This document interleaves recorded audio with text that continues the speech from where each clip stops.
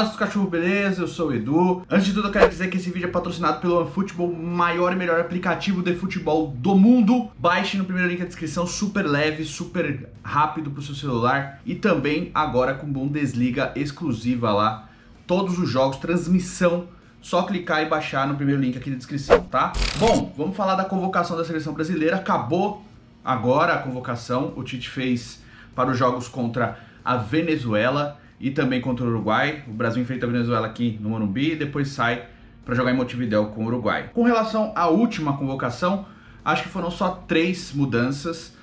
Entra o Alisson, sai o Santos. Entra o Arthur, sai o Bruno Guimarães. Ah não, só 4. Sai o Felipe também para volta do Éder Militão.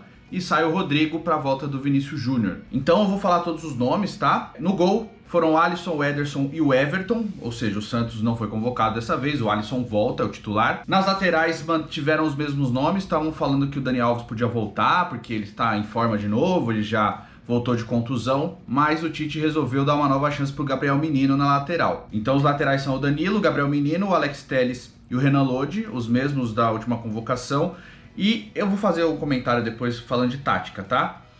Os zagueiros, como eu disse, o Felipe deixou de ser convocado, voltou o Éder Militão do Real Madrid, que fez uma partida muito ruim, inclusive, na Champions League, aí na derrota para o Shakhtar em Madrid, tá? Mas Éder Militão, Marquinhos, Rodrigo Caio e Thiago Silva, tirando o Militão, são os mesmos 3 da última convocação.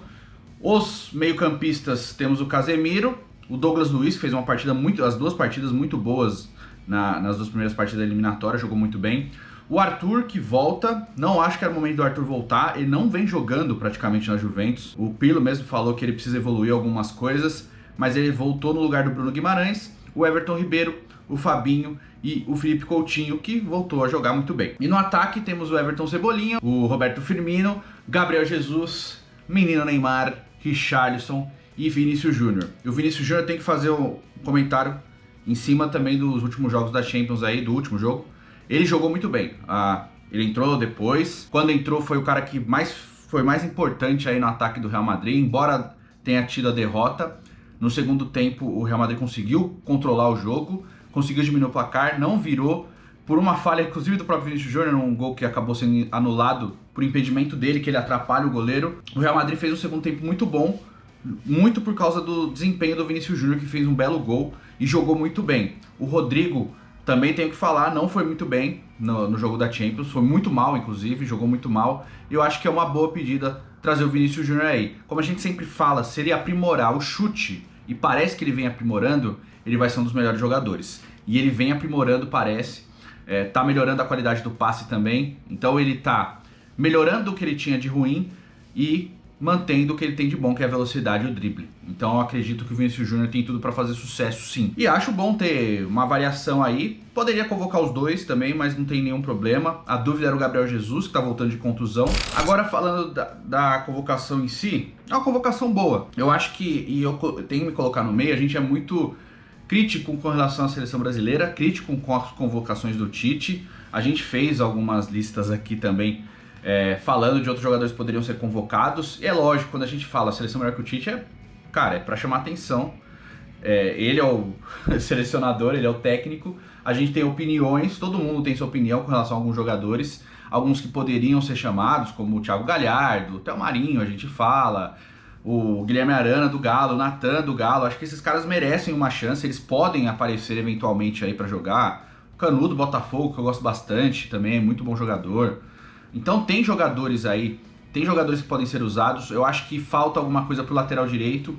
O Danilo, o Gabriel Menino, eu não sei se o Gabriel Menino... não sou contra ele ser convocado, eu acho que ele deveria ser convocado no meio campo se for convocado. Mas beleza, é bom ter um jogador que faça várias funções, como até o Éder Militão joga de lateral se precisar também. Embora seja zagueiro, a mesma coisa vale pro Gabriel Menino, que na base era lateral, subiu como lateral, se não me engano, depois acabou virando volante. E é muito bom volante, é muito bom meio campista. Então eu acho bom ter essa variação e que o time precisa. E também a gente tem que levar em consideração que muitos desses jogadores, eles têm idade olímpica. Eles vão jogar a Olimpíada do ano que vem.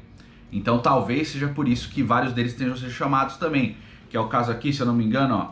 Vinícius Júnior tem idade olímpica. Quem mais? Douglas Luiz tem idade olímpica. O Militão, se eu não me engano, tem idade olímpica ainda. o Gabriel Menino tem idade olímpica e o Renan Lodge tem idade olímpica. São vários jogadores aqui que têm idade olímpica. O Renan Lodge é titular da seleção principal. Então, acho importante chamar esses caras para dar uma rodagem para eles. A gente critica muito o técnico e eu acho que muitas críticas fazem sentido, mas nesse caso eu acho bom ele chamar jovens para que esses caras tenham uma experiência de seleção principal e sejam importantes na seleção olímpica e estejam preparados na principal quando forem chamados. Então eu acho legal ter esses nomes. O Zagallo fazia bastante isso. O Zagallo, na época dele, em muitas das convocações, ele nem chamava os jogadores da principal, ele chamava só os jogadores da Olímpica para jogarem pela principal. Disputou Copa Ouro, assim, eu acho que, se não me engano, ficou em segundo ou já venceu uma, com jogadores da seleção olímpica. Então eu acho importante, acho bom ter essa mescla. Agora já tem uma divisão bastante de seleção olímpica. Acho que poderia ter chamado alguns outros da seleção olímpica, como o Emerson, como o Guga, ter chances para esses caras. Mas tudo bem. Agora, com relação à tática, eu tenho que falar da evolução do Tite nos últimos 2 jogos. A gente foi muito crítico desde a Copa do Mundo, e é assim, torcedor brasileiro é desse jeito. Quando não ganha a Copa do Mundo, começa a bater, porque a gente sabe que até a Copa o Tite estava bem. Algumas convocações erradas, não tem como não falar. O Fred, porque estava machucado perto da Copa. O Tyson, que não foi utilizado na Copa. A gente nunca entendeu, ele nunca justificou a importância do Tyson pro time. Não é só motivador, cara, não adianta. Então eu convoco o cara como motivador. Mas é esse tipo de jogador, eles incomodaram muito o torcedor e eu entendo, não tem como não criticar. É um jogador de confiança? Tá, mas por que nunca mais foi chamado? Qual que foi o ciclo importante dele para que seja importante para a seleção? Por que ele não foi usado na Copa do Mundo seria tão importante? O Neymar não estava bem, entendeu? Então, na Copa do Mundo ele acabou errando e a torcida acabou criando uma animosidade com o Tite, e isso acontece.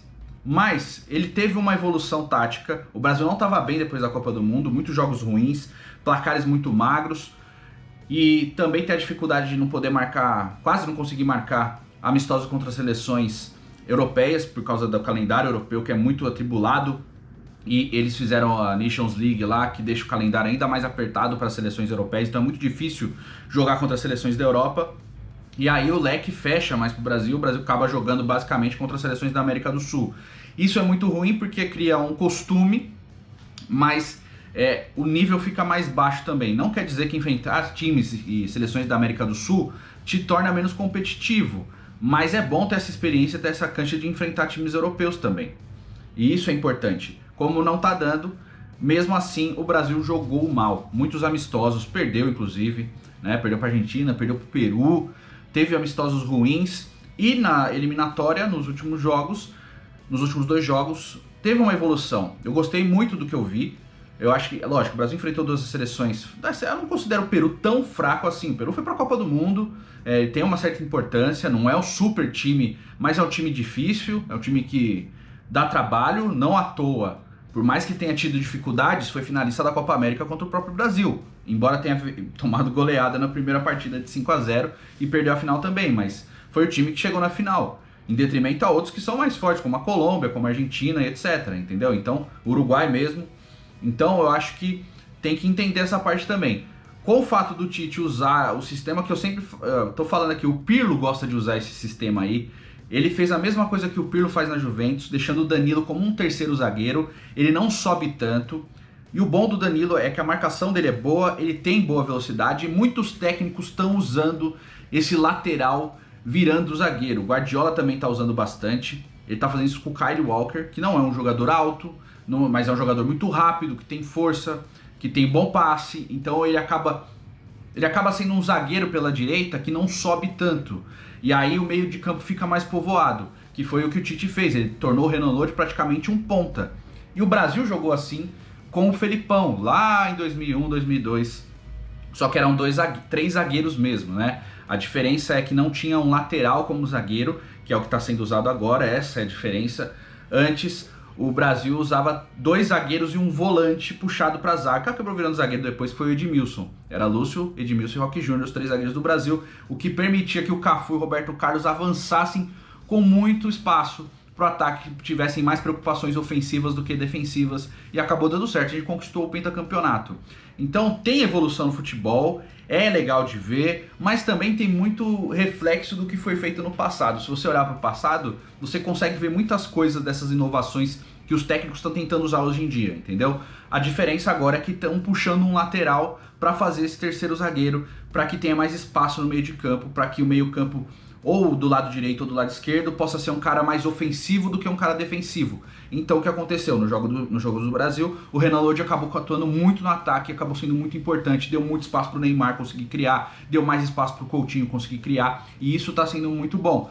Tomara que essa evolução continue e tomara que o Danilo consiga ficar com a vaga, porque ele como lateral, ele tem algumas deficiências que ele não consegue melhorar. Ele já está perto dos 30 anos, e eu acho que só como lateral ele não melhoraria. Agora, como um terceiro zagueiro, com as qualidades de lateral, ele pode ajudar muito. Eu acho que esse poder de marcação, essa velocidade, esse bom passe para saída de bola, possa ajudar a seleção brasileira. E ele jogou, na época de Santos, claro, ele jogou como meio campista, ele foi volante em muitos jogos, fazia gols importantes. Então, assim, é um jogador de qualidade, mas não é um super craque, entendeu? Tem que saber tirar o melhor dele, e eu acredito que o Tite conseguiu enxergar isso no Danilo. Como tá tendo dificuldade para ter esse lateral que marque e apoia com a mesma qualidade, eu acho que foi uma boa saída do Tite se espelhar isso no Guardiola, no Pirlo, como eles estão fazendo agora, tá bom? Quero saber sua opinião aí, comente, faz o cocô, curta, comente, compartilhe, o que você achou da convocação, tá bom? Comenta aí, tamo junto, no próximo vídeo, valeu!